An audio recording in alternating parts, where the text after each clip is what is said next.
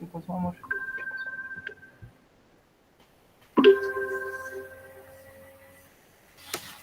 Hola, muy buenas tardes. Mi nombre es Wendy, estudiante de la carrera de nutrición en UABC, y el día de hoy vamos a ver qué son las proteínas y algunos aspectos importantes de ellas, como la digestión, la absorción, los aminoácidos, su clasificación y metabolismo de los aminoácidos, las fuentes alimentarias y recomendaciones nutricionales. Veamos primero las proteínas.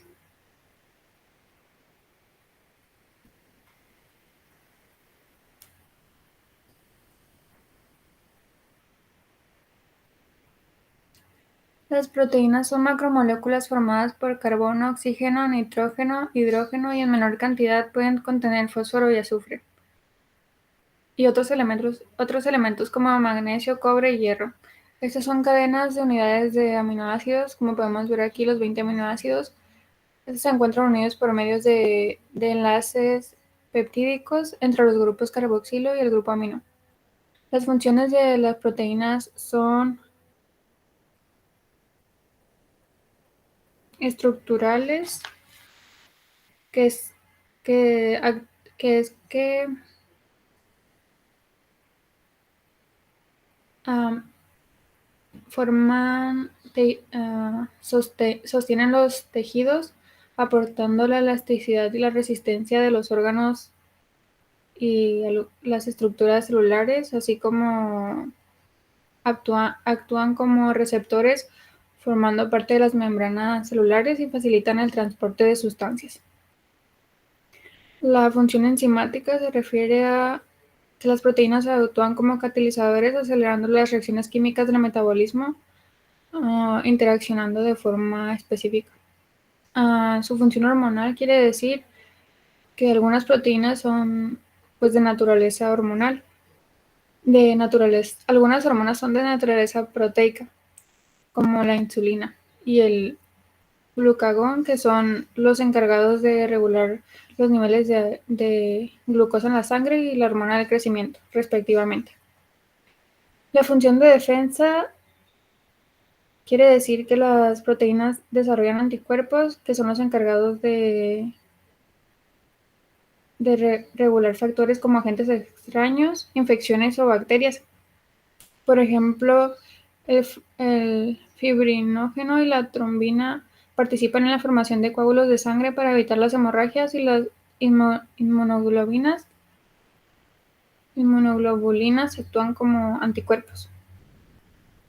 La función de transporte es, por ejemplo, la hemoglobina y la mioglobina, que son las proteínas transportadoras de oxígeno en la sangre y los músculos. En reserva, básicamente quiere decir como las proteínas cumplen con una función energética al aportar 4 calorías por gramo. Y en contracción muscular es que facilitan el movimiento de las células porque constituyen las miofibrillas, que son responsables de la contracción de los músculos.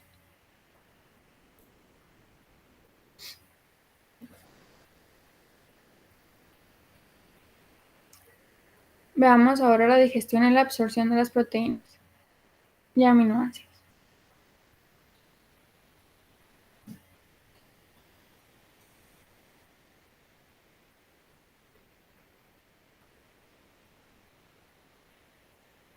La digestión y absorción de las proteínas comienza en el estómago con la pepsina gástrica.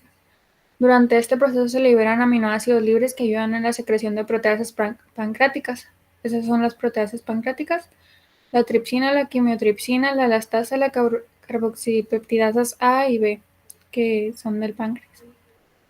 Estas actúan en el intestino delgado, ya que la mayor parte de estos dos procesos se llevan a cabo en el duodeno y el yeyuno, que son del intestino delgado, son partes del intestino delgado. Y aquí es donde actúan las proteasas pancreáticas que están aquí. La enteroquinasa es una enzima del borde en cepillo, que el borde en cepillo esta es la pared del intestino delgado, y estos son como las vellosidades de las paredes. Y los bordes de estas vellosidades se conocen como el borde del cepillo por la forma que tiene. En presencia de los ácidos biliares se activa la enzima de la enteroquinasa para la conversión del tripsinógeno en tripsina y esta a su vez el resto de las proteasas. Los productos resultantes de la digestión de las proteínas son aminoácidos libres y oligopéptidos. Estos son degradados por enzimas presentes en el borde del cepillo del intestino delgado, aminoácidos libres y y tripéptidos. Y luego se transportan, por ejemplo, se van por canales y llegan a los vasos sanguíneos que están estos rojitos. Ahora vamos a pasar a los aminoácidos.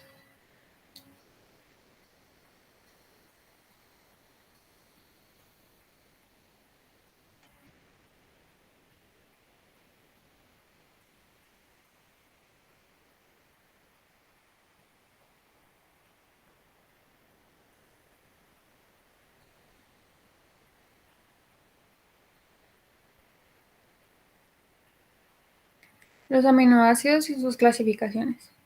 Los aminoácidos son las unidades de las proteínas que son, esta es la fórmula general, bueno, la estructura general, que es que básicamente los aminoácidos tienen un grupo amino, que es el NH2, un carbono, bueno, el carbono del centro, una molécula de hidrógeno, la cadena lateral R, el grupo carboxilo, que es este, COOH.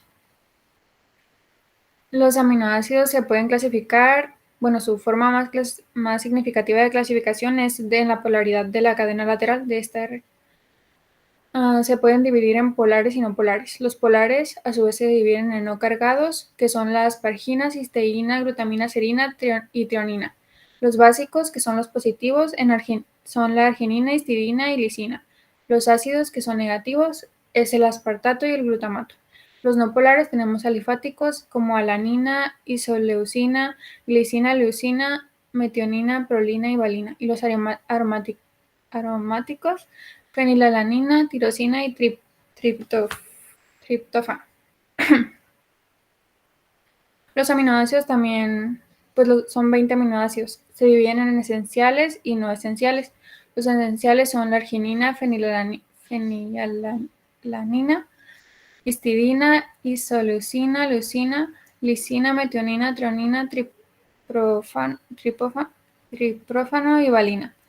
Los aminoácidos no esenciales son la alanina, aspargina, aspartato, cisteína, glicina, glutamina, glutamato, prolina, serina y tirosina. Cuando los aminoácidos se unen mediante los enlaces peptídicos que mencionábamos antes, forman las cadenas con diferentes cantidades de aminoácidos, llamadas péptidos, que se dividen en oligopéptidos si son de 2 a 10 aminoácidos, polipéptidos si son de más de 10 aminoácidos y proteínas si son más de 50. Ahora vamos a ver las clasificaciones de las proteínas y el metabolismo proteico o metabolismo de los aminoácidos.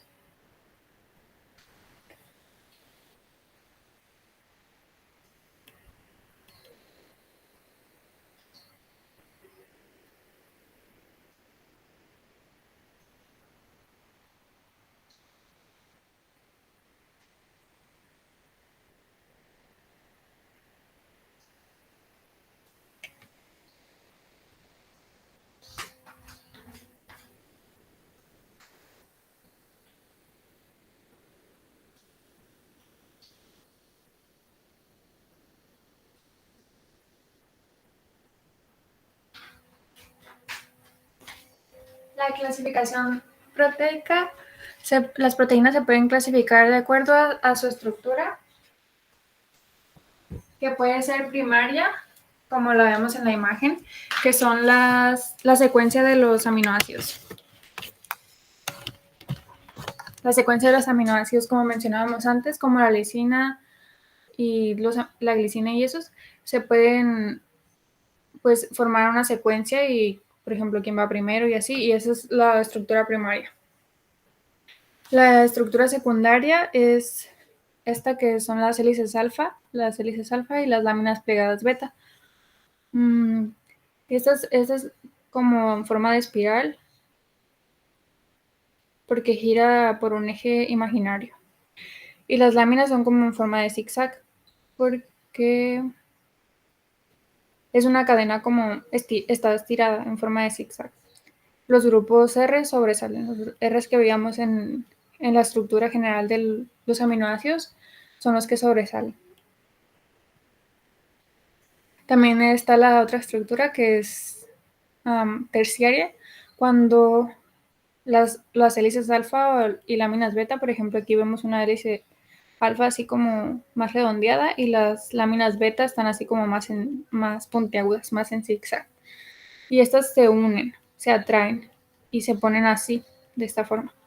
Y cuando dos de estas estructuras se unen, también es la forma de estructura cuaternaria, que es la que está acá. También se pueden clasificar de acuerdo a su composición, como simples o complejas, como holoproteínas o heteroproteínas. Las holoproteínas o proteínas simples son las que solamente están formadas por aminoácidos.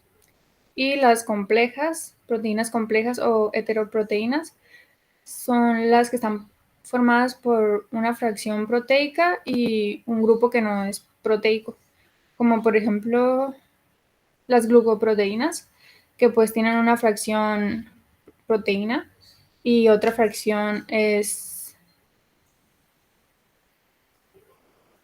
una fracción glúcida. Las glucoproteínas se conforman por eso. Y en simples tenemos, por ejemplo, su subdivisión, que es la conformación de si son globulares o fibrosas, pero eso es nada más para las simples. Si son globulares, puede ser, por ejemplo, las albuminas, hormonas tirotropina o las enzimas. Y las fibrosas está el colágeno, la queratina, que son las que más conocemos. También se puede clasificar de acuerdo a su solubilidad como albuminas, globulinas, luteínas y prolaminas. Pasamos al metabolismo proteico, metabolismo de los aminoácidos.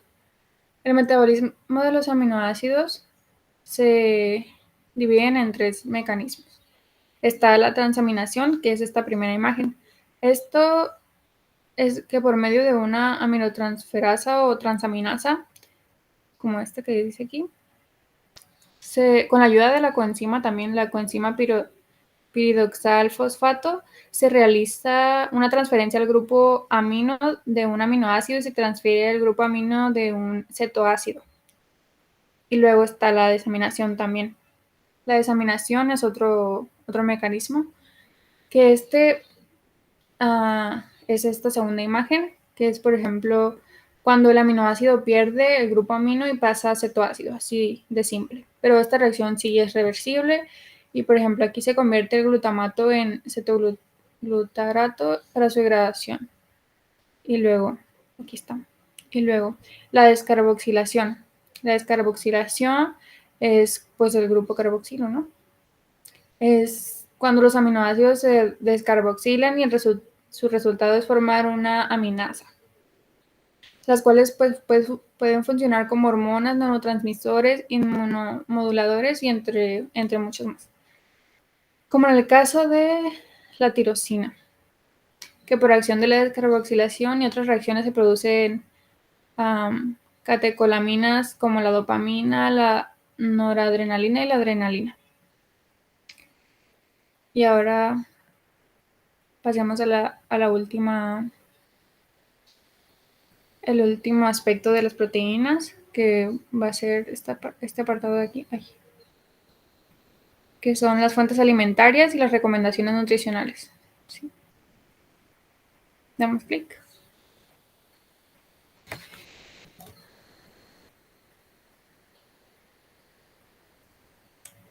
Las fuentes alimentarias de las proteínas, las fuentes alimentarias proteicas, las podemos encontrar en los lácteos, las carnes, pescados, huevos, cereales, leguminosas y frutos secos. En pescado, por ejemplo, 40 gramos de filete de pescado son 7 gramos de proteínas. Y, por ejemplo, los huevos Un huevo también son 7 gramos de proteínas. A ver, las recomendaciones nutricionales, ya como último punto, pues de las proteínas, se recomienda que sea 0.8 gramos por peso al día, por ejemplo. Pero también puede variar, o sea, se recomienda también siempre un poquito más, como de 0.8 gramos a 1. Por ejemplo, si yo peso 59 por 0.8, tengo que consumir 47.2 gramos de proteínas por día, en conjunto con mi desayuno, comida y cena. Y poquito más, puede ser poquito más, porque es hasta 1 gramo. Se recomienda pues que no pase del 1.5 gramos. Los objetivos nutricionales, pues el rango aceptable de la distribución de macronutrientes es que sea del 10 al 15% de calorías de proteínas en la dieta. Y eso sería todo por mi parte. Espero que les haya gustado.